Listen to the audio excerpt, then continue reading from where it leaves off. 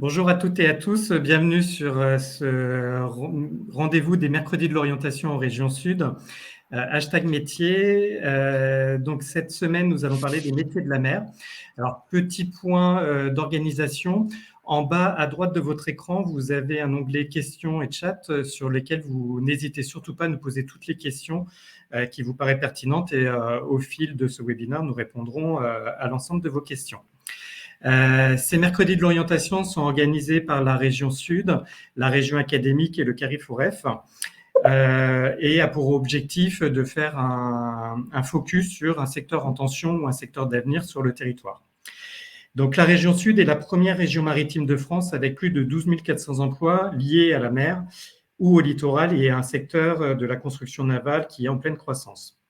Donc, autour de trois grands secteurs d'activité phares, donc le transport maritime, la construction et la réparation navale et l'ingénierie, tout ce qui va concerner les systèmes de navigation, robotique, sous-marine.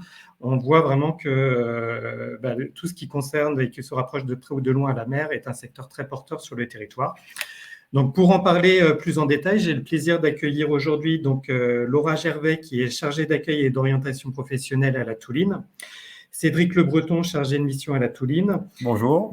Bonjour. Louise Mathieu, qui est assistante recrutement pour la Méridionale. Et Julia Rivière, qui est responsable formation à l'AFPA. Alors, pour commencer, on va échanger avec Laura et Cédric donc de la Touline. Donc, Laura et Cédric, merci de votre présence. Pouvez-vous nous en dire un petit peu plus sur ce qu'est la Touline et plus globalement sur le secteur, les perspectives d'emploi, enfin voilà. Bonjour à toutes et à tous. Alors, je pense que tout le monde m'entend bien. Voilà, avec mon collègue Cédric, que vous pouvez voir un petit peu dans la petite vignette à côté. Donc, nous sommes à la Touline. Donc, la Touline, c'est une association pour l'emploi maritime qui cherche à valoriser et à favoriser l'emploi maritime et les métiers de la mer sous toutes leurs formes. Donc, c'est quoi en fait finalement les métiers de la mer ? À quoi on pense finalement quand on parle métier de la mer? Donc, des fois, il y en a qui pensent à pêcheur et après, on ne sait plus trop bien à quoi penser. Donc, les métiers de la mer, il faut bien retenir que c'est très vaste. Donc, dans les métiers de la mer, il y a à la fois les métiers qui s'exercent en mer, donc les métiers dits embarqués, donc sur un navire par exemple, et il y a aussi donc les métiers qui s'exercent à terre. Donc à la Touline, donc on a été créé un petit peu plus de 30 ans maintenant. Mais on reste quand même une asso à taille humaine avec donc 5 salariés et des bénévoles. Le siège est présent à Brest, mais on a aussi une antenne à Marseille donc pour des actions sur la région sud. Et vraiment, donc l'émission de la Touline, ça va être de faire donc la promotion et la découverte de ces métiers de la mer sous toutes leurs formes. Ça va être de faire de l'accompagnement et du conseil dans la définition de projets professionnels. Et ça va être aussi de pouvoir donc faire de l'accompagnement pour les personnes qui sont déjà formées et qui cherchent donc un emploi dans les métiers de la mer. Donc pour ça, on a différentes actions qui sont mises en place. Donc on va réaliser par exemple des infos métiers chaque mois. On peut aussi recevoir en rendez-vous individuel toutes les personnes qui le souhaitent, qui veulent un petit peu voir leur projet. Donc ça peut être aussi bien donc des lycéens, des collégiens, mais aussi des adultes en reconversion.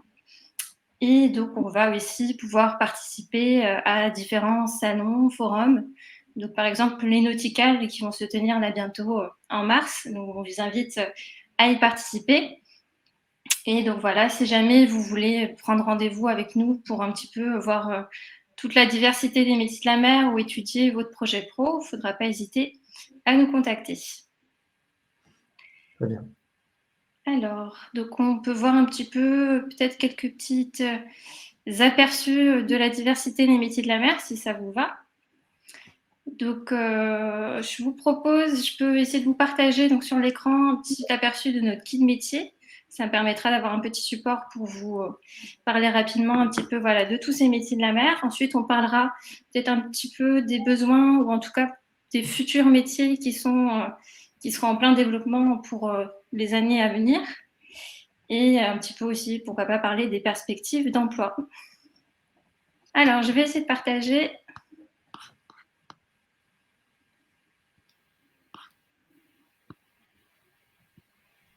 Hop là. Donc, je pense que ça s'affiche C'est très bien, correctement. on le voit bien à l'écran. Parfait. Donc, sur notre site latouline.com, vous pouvez accéder donc, à un guide métier qui permet un petit peu de consulter un petit aperçu de ces métiers de la mer. Donc, on voit qu'il y en a qui s'exercent, oh là, je vais un peu vite, qui s'exercent donc en mer, en embarqué, comme les métiers liés marine marchande. Donc, marine marchande, c'est très vaste. Ça regroupe à la fois les métiers, par exemple, de transport de passagers, mais aussi les transports de marchandises, les travaux maritimes, plein de secteurs. Voilà, en gros, tout ce qui n'est pas marine nationale et qui comporte des navires qui ont se déplacé en mer, on peut estimer que ça peut rentrer dans le cadre de la marine marchande.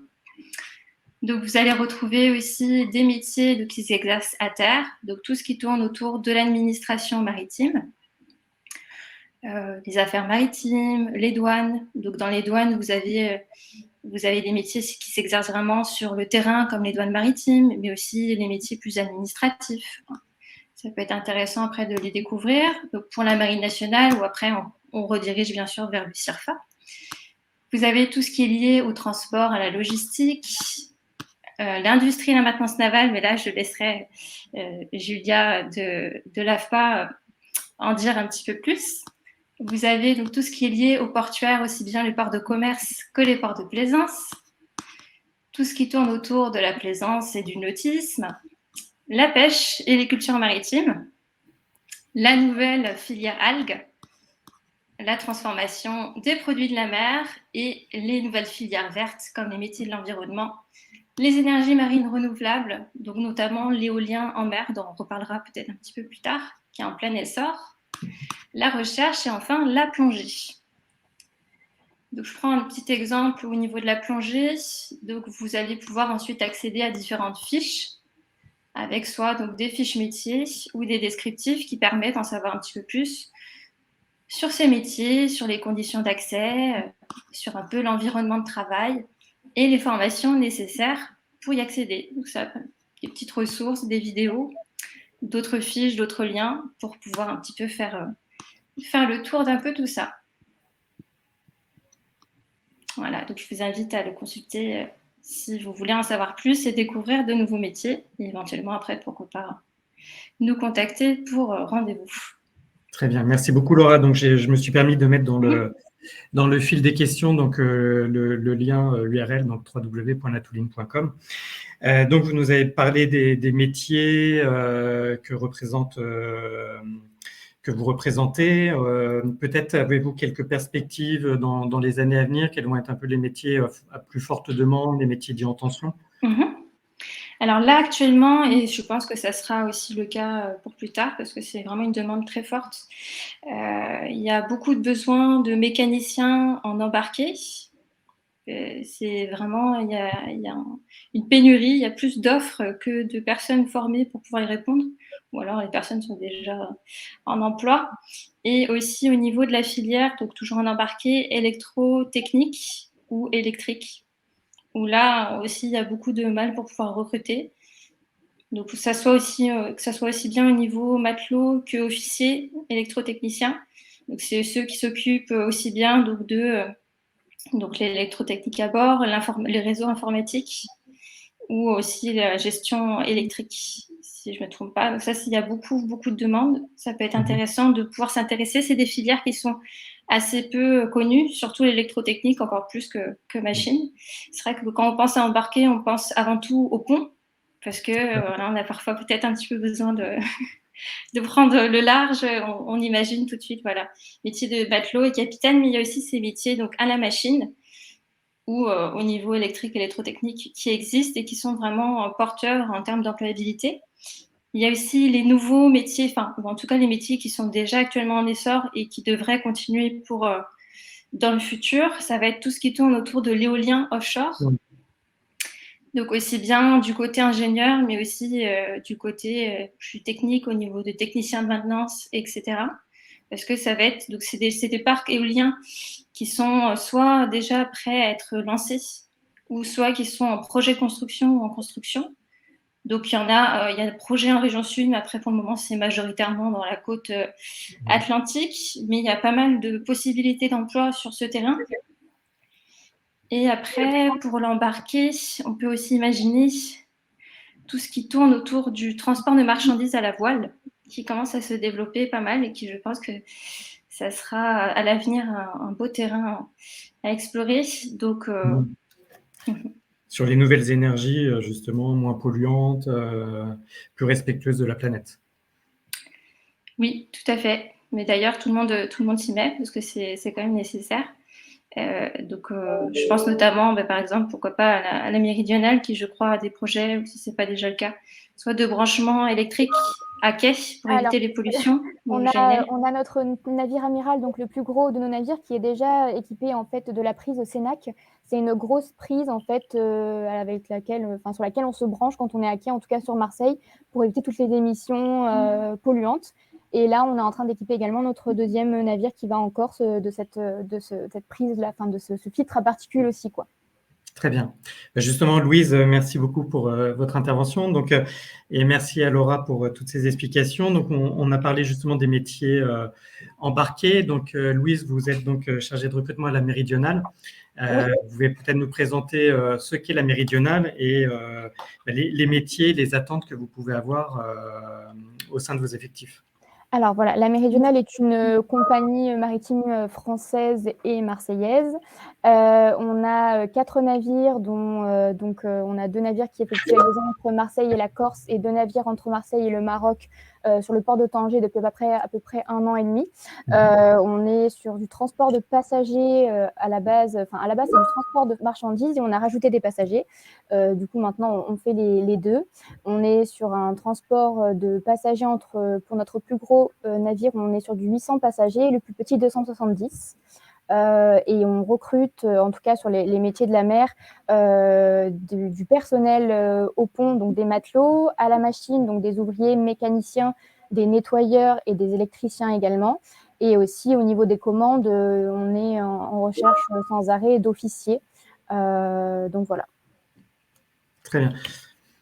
Côté, donc vous avez combien d'effectifs en tout au niveau de la Méridionale? On est 600 en termes de navigants et à peu près 115 en sédentaire. D'accord. Et dans vos perspectives de développement pour les années à venir? Perspective de développement, écoutez, pour l'instant, on essaye de garder les ports de Corse qu'on a. Après, au niveau du personnel, en fait, on embauche très souvent tout au long de l'année, même pendant les périodes estivales, en fait, des matelots et aussi de la machine et des officiers. Donc, au niveau des perspectives d'évolution, on embauche sans arrêt. Donc, on n'a pas, c'est comme ça que ça se passe, quoi. D'accord. Et quels peuvent être un peu les prérequis que vous attendez quand vous recrutez des personnels, alors plutôt du coup navigants? Au niveau des prérequis diplôme ou des prérequis savoir-être? Eh ben, les deux. Oui. Au niveau des prérequis, donc pour un matelot, on va être sur le minimum sur un certificat matelot de pont, en ayant eu un petit peu d'expérience sur les navettes à passagers. Et quand je dis navettes à passagers, c'est par exemple les petites navettes qui font le Frioul, le Vieux-Port de Marseille, donc une saison ou deux à minima avec ce certificat matelot de pont pour pouvoir embarquer chez nous. Après, on a des bacs pro, des BEP CGEM, donc c'est au niveau de la marine marchande aussi. Donc il y a l'option plaisance et l'option commerce. Donc on embauche sans forcément d'expérience ces jeunes qui sortent de bac pro ou de BEP CGEM pour les matelots. Et au niveau de la machine, on va embarquer à minima du personnel qui a par exemple un certificat de mécanicien 750 kW et qui a un petit peu d'expérience. Et après, on va sur du bac pro électromécanicien. Là, on peut les embaucher sortant de l'école sans souci parce qu'ils auront eu les bases et les stages qui vont avec. Et au niveau des officiers, donc c'est une école qui est assez spécifique, ça s'appelle l'ENSEM, et on en a une à Marseille et une au Havre. Et donc, ça forme en fait les officiers de la marine marchande, tout simplement. C'est un cursus de 5 ans d'études. D'accord. Et vous travaillez aussi avec des écoles d'ingénieurs, par exemple, sur certaines typologies de métiers? Non, en tout cas, nous, sur nos services ponts, machines et officiers, on n'a pas oui, l'ENSEM, c'est un parcours officier illimité, en fait, Mais c'est un niveau ingénieur, mais c'est des diplômes d'officier. Donc, pas spécialement d'école d'ingénieur. Et au niveau des prérequis, on demande, en termes de savoir-être, en tout cas, de la résistance quand même physique au niveau du pont, par exemple, parce que parfois on peut travailler dans le froid, dans la chaleur, quand même. On a aussi l'effort physique qui est quand même assez important quand on est matelot au pont. On doit être résistant parce qu'on fait des veilles le soir tard, dans la nuit, le matin. Il faut être attaché, en tout cas pour nos 3 postes en pont, machine et officier, à la sécurité avant tout. Penser à la sécurité de soi et des autres. Il faut savoir travailler aussi en équipe et savoir vivre, en tout cas en communauté, parce que quand on est embarqué 25 jours sur un bateau, il faut essayer de vivre tous ensemble en faisant en fonction des caractères des uns des autres et des envies des uns des autres. Très bien. Et donc aussi, il ne faut pas avoir le mal de mer. C'est ça c'est très important. Et on ne peut pas savoir si on n'a pas essayé, en tout cas. Exactement. Pareil, parce que là, vous parlez que ce sont des métiers un peu techniques, où il faut un peu de force, mais je pense qu'il est important de le rappeler.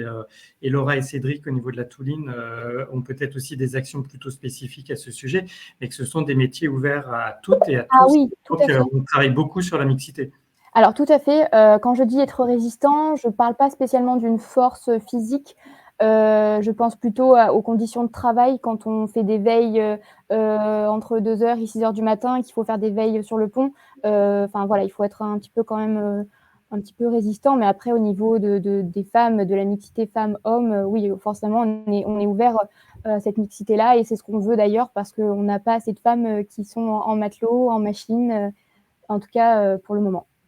Très bien. Laura, Cédric, peut-être quelques petits compléments à ce sujet? Alors oui, ce sera que, bon, oui, on est toujours un nombre, on est loin d'arriver à égalité en termes de chiffres, en tout cas hommes-femmes, mais on aperçoit quand même qu'il y a toujours, au fil des années, de plus en plus de femmes qui se lancent dans ce type de métier. Donc, il ne faut pas hésiter, aussi bien au pont, à la machine ou dans d'autres secteurs. Ce n'est pas du tout fermé aux femmes. Il y a beaucoup d'efforts qui sont faits par les entreprises pour justement favoriser cette mixité. Il ne faut surtout pas se dire, bah non, je suis une femme, une fille, je préfère pas me lancer parce que de toute façon, ça va pas marcher. Non. Et ces profils féminins sont en général plutôt appréciés parce que en général, quand elles se lancent dans ce type de métier, ça vient d'une vraie passion. Donc voilà. Après, je tiens à préciser, moi, de mon côté, qu'au niveau du service pont et de la machine, en tout cas, pas sur des profils d'officiers, parce que là, c'est vraiment une formation très spécifique sur un master de 5 ans, etc., dans des écoles particulières. Un certificat matelot de pont et un brevet de mécanicien 750, en tout cas pour la machine, le brevet de 750 et le pont, le CMP, donc certificat matelot de pont, ce sont les minimums des diplômes requis. Tout le monde, entre guillemets, si on a un attrait pour la mer, tout le monde est capable de faire ces formations-là. Et ensuite, par exemple, d'être embauché sur des petites navettes à passagers entre Marseille et le Frioul, par exemple, faire 1 ou 2 saisons. Et ensuite, si vous avez vraiment un attrait et que vous avez vraiment fait 1 ou 2 saisons, vous pouvez totalement postuler à la méridionale. Et nous, on vous prend sans souci pour que vous puissiez avoir une première expérience sur des navires un peu plus gros. Très bien, merci beaucoup. Donc, on a parlé des perspectives métiers, mais alors comment on s'y prépare et on s'y forme? Donc, Julia, bonjour. Donc, vous êtes responsable de formation à l'AFPA. Donc, et donc, vous êtes aussi sur un pôle dédié sur justement les formations liées au métier de la mer. Oui, exactement. Pardon. Exactement, nous avons sur Marseille donc de nombreuses formations, puisque nous, à l'AFPA, nous sommes alors sur un secteur particulier, puisque nous sommes sur des titres professionnels. Nous sommes le premier organisme en France à en délivrer. Et nous avons alors différents secteurs. Contrairement, alors voilà, pour compléter les interventions précédentes, nous, on n'intervient pas, comme le disait Louise, sur les navigants, puisque c'est l'école de marine marchande qui s'en occupe. Par contre, voilà, on propose des formations dans de nombreux secteurs. Ça peut être la logistique, l'industrie navale, ou encore, par exemple, le pôle nautisme. C'est vrai que voilà, à Pointe-Rouge, nous avons, par exemple, des formations dédiées à la marine de plaisance. Et là, c'est vrai qu'on est plutôt, contrairement à ce qu'on a évoqué, sur des personnes qui seront à quai et qui vont intervenir. Alors, ça peut être le mécanicien. Alors, c'est celui qu'on identifie le plus parce qu'effectivement, on compare à la mécanique automobile. Alors, c'est très différent.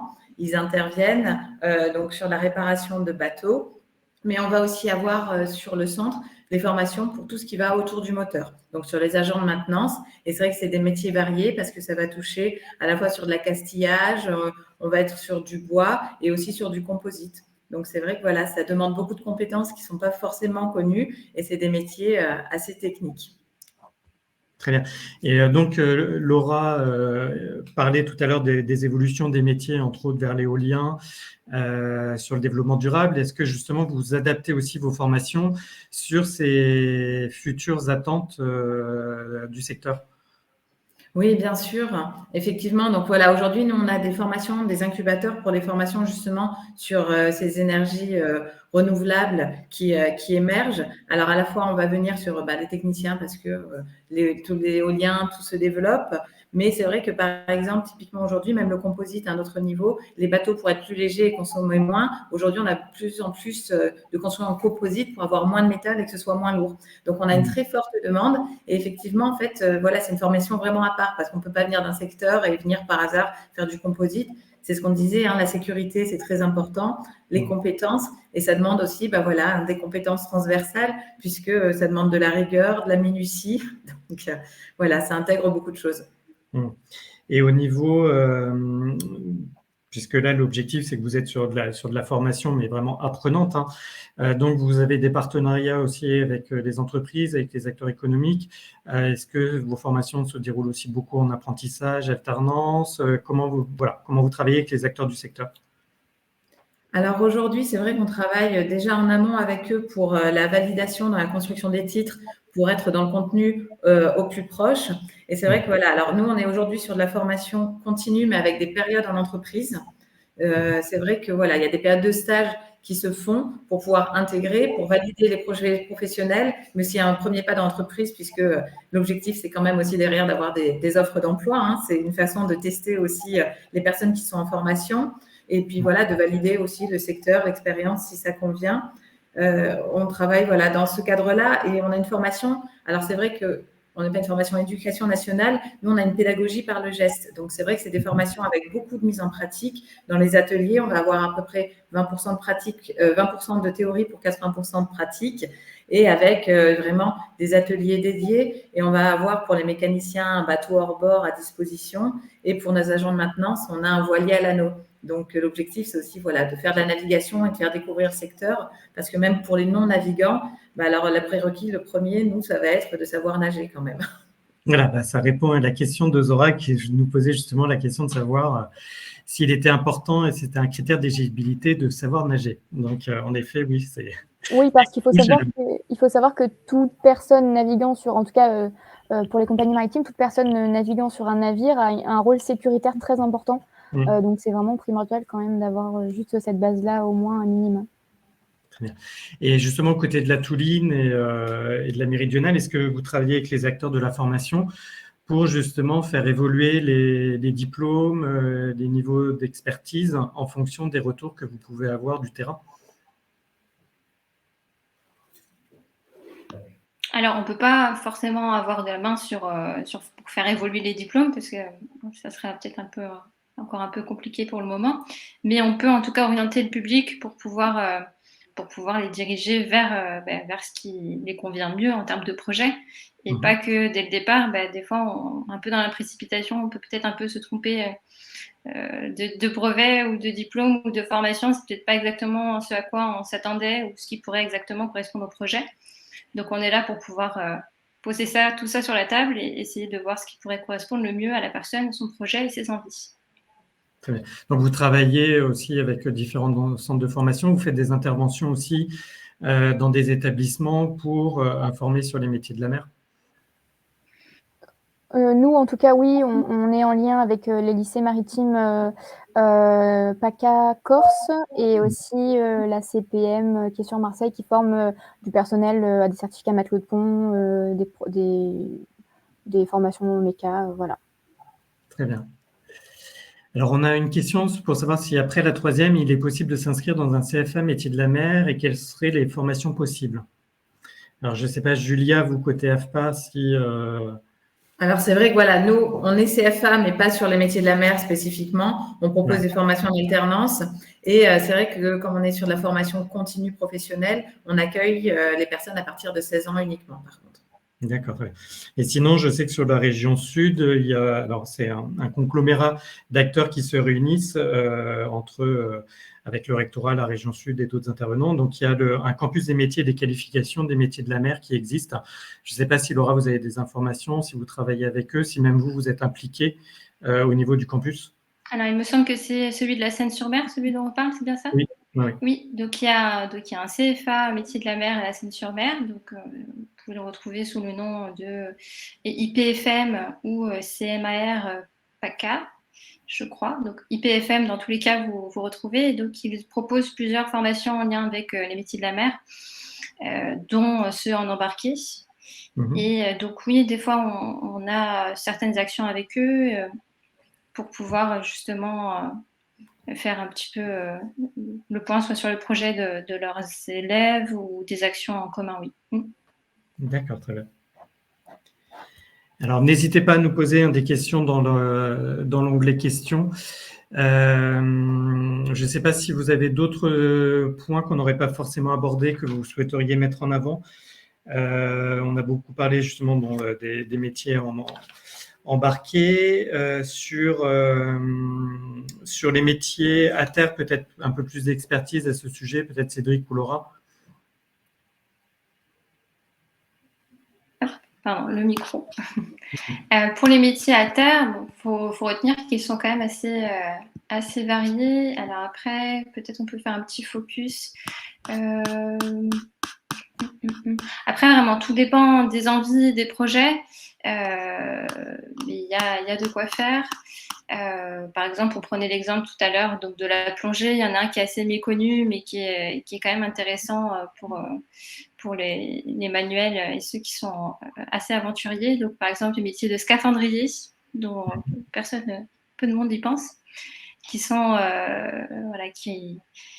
vraiment intéressants à découvrir, donc qui s'exercent en général pas jusqu'à la retraite, parce que c'est très très prenant physiquement et ça demande une incroyable gestion en management du risque.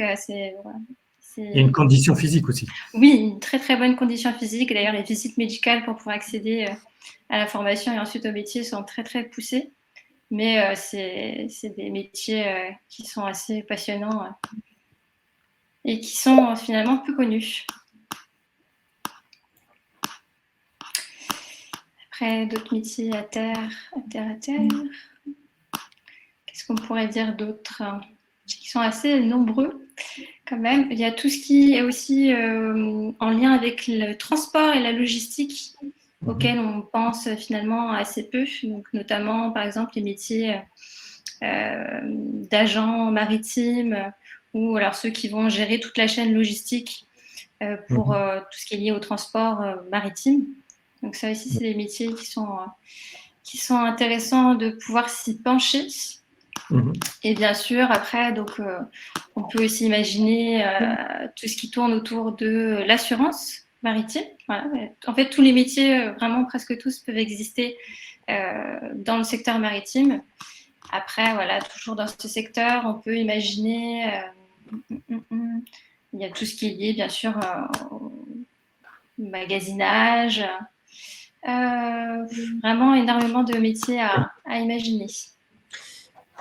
Alors, on parle beaucoup aussi maintenant de la forte présence du numérique dans tous les métiers. Est-ce que justement les métiers ont évolué par le numérique? Est-ce que ça demande aussi de nouvelles compétences à ce sujet? Donc là, ça peut être aussi pour vous, Laura et Louise. Et après, peut-être pour Julia, est-ce que justement vous avez aussi adapté vos formations par rapport à cette transition numérique qui peut s'opérer dans les nouvelles technologies qui peuvent apparaître sur les bateaux? Il y a un gros besoin en termes de cybersécurité dans le maritime. Ouais.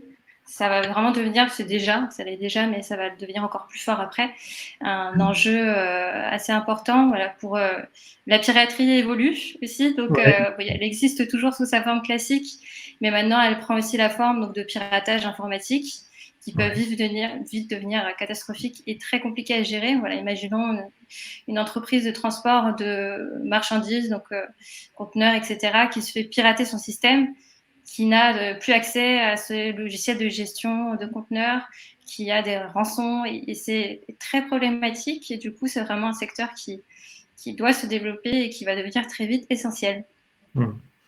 Louise, peut-être au niveau de la méridionale, est-ce que c'est des sujets sur lesquels vous travaillez aussi?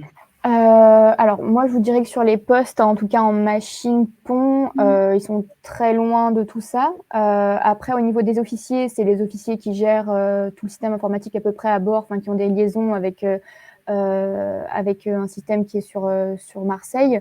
Après, on a très peu de réseaux à bord aussi, donc bon, ce qui peut arriver, c'est oui, un piratage, en tout cas sur nos systèmes qui sont à Marseille au siège.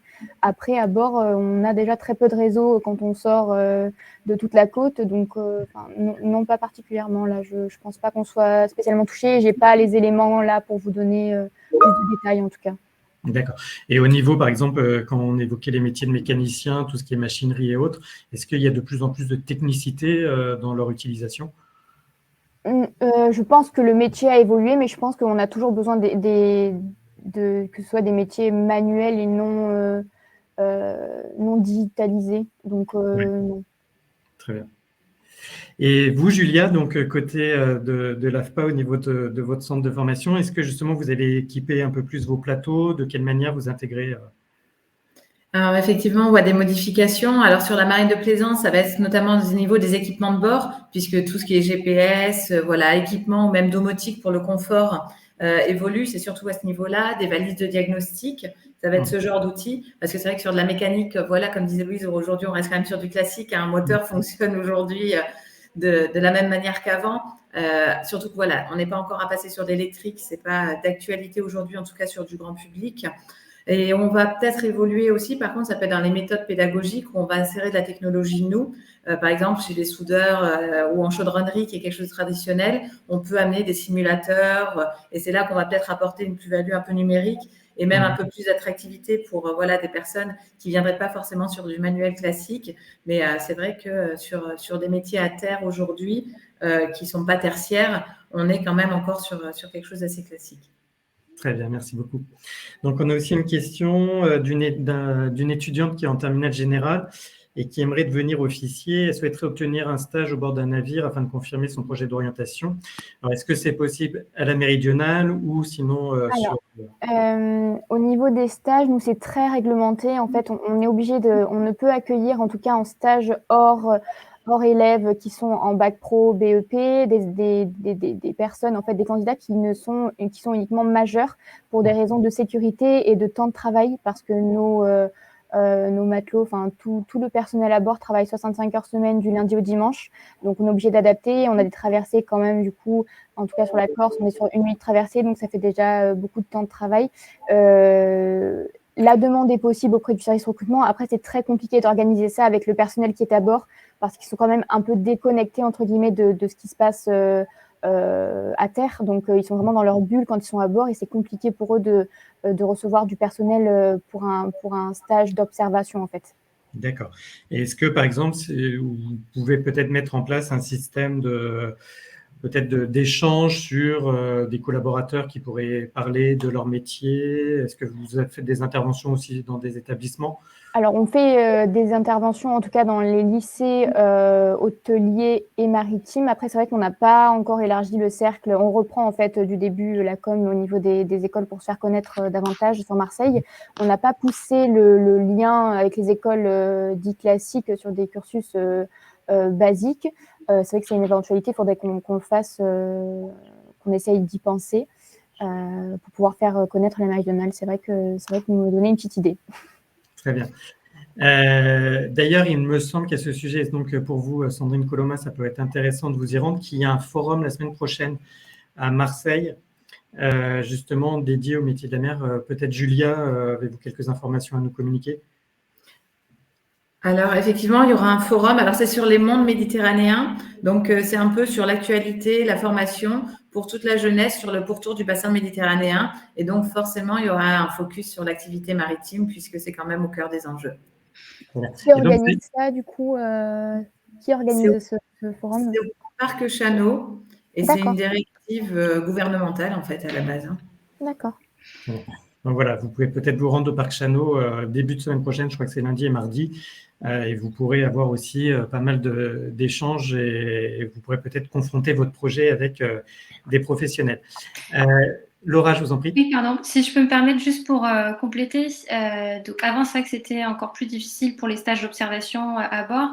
Et depuis peu, il y a une nouvelle, alors, je ne sais pas comment on peut appeler ça, un procédé qui s'est mis en place. Ça s'appelle les marées découvertes. Donc, je peux essayer de mettre le lien dans le chat. Tout à fait, Et ouais. ça permet soit à des jeunes ou soit à des adultes de réaliser des périodes d'observation à bord. Et ça peut s'organiser dans le cadre des stages de 3e, même si voilà, pas dans toutes les compagnies, parce que pour la gestion des temps d'embarquement, ça peut parfois être compliqué. Mais ça peut être intéressant de se renseigner sur ce dispositif. Pour les adultes, ça se fait juste à une convention entre l'armateur et Pôle emploi. Et ça peut se réaliser pour les scolaires, sur le temps scolaire ou hors temps scolaire. Donc, je vais mettre le lien dans le chat si jamais vous voulez en savoir plus. Parfait. Écoutez, je ne sais pas s'il y a d'autres questions sur lesquelles vous souhaiteriez intervenir. Peut-être, je ne sais pas si vous avez des points qu'on n'a pas forcément abordés, qui vous paraîtraient essentiels également de dire pour donner envie aux jeunes de la région de s'orienter vers ces métiers et ce secteur d'avenir.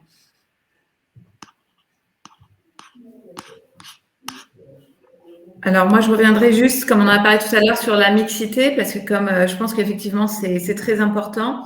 Alors, ça attire de plus en plus de femmes. Aujourd'hui, je pense que dans les entreprises aussi, ils sont friands d'avoir des équipes avec… ça apporte aussi dans la pluralité dans les équipes. Chacun apporte sa façon de travailler et souvent différente. Et c'est toujours bien d'équilibrer, on va dire. Et effectivement, parler du physique, nous, sur les métiers du nautisme, c'est justement tout à fait accessible à tout le monde, que ce soit on a des mécaniciennes aujourd'hui, sur les métiers du composite qui demandent justement beaucoup de minutie. Il y a vraiment tous les métiers, ça peut être aussi dans des reconversions ou sur si quelqu'un aime bien tout ce qui est manuel, c'est tout à fait accessible puisque ça ne demande pas de force. Et même dans l'industrie navale, aujourd'hui, les ports de charge se font avec des ponts pour travailler en sécurité. Et justement, ça fait que ce n'est pas la force physique qui est un critère, mais je pense que c'est plutôt la motivation et l'envie de rentrer dans ce secteur. Merci beaucoup, Julia. Très bien, écoutez, je pense qu'on va pouvoir donc conclure et clôturer ce webinaire. Donc, avant de laisser la parole à Cyril Liébard de la région Sud, je voulais également vous informer que le service de rendez-vous pour information sur la formation et l'orientation de la région Sud reste ouvert tout au long des vacances, donc à savoir du lundi 7 au vendredi 18 février. Et donc, vous pouvez prendre des rendez-vous sur le site www.orientation-regionsud.fr/appointment, mais je vais pareil vous mettre le lien dans le chat. Et donc, Cyril, je te laisse le mot de la fin. Merci beaucoup, Benoît. Une conclusion très rapide pour tout simplement remercier l'ensemble des intervenants pour la qualité, la richesse de leur présentation et des informations très éclairantes qui ont été apportées tant sur le volet formation que sur l'approche métier. Te remercier également, Benoît, pour ton animation. Et rappeler également que l'intégralité du webinaire reste accessible en replay sur le site orientation-regionsud.fr, comme tu l'avais précisé en introduction, site sur lequel vous retrouverez également toute la programmation de nos prochains webinaires métiers à venir. Tout simplement, il ne me reste plus qu'à vous souhaiter à toutes et tous une très bonne soirée, vous donner rendez-vous alors, ce ne sera pas dès la semaine prochaine, on a un petit… ça sera début mars, au retour pour le prochain webinaire métier, un nouveau webinaire métier dans le cadre des mercredis de l'orientation de la région Sud. Donc voilà, très très bonne soirée à tous et à toutes et à bientôt. Merci beaucoup Cyril, bonne soirée à toutes et à tous. Merci, bonne soirée. Merci, au revoir. au revoir. Merci, au revoir.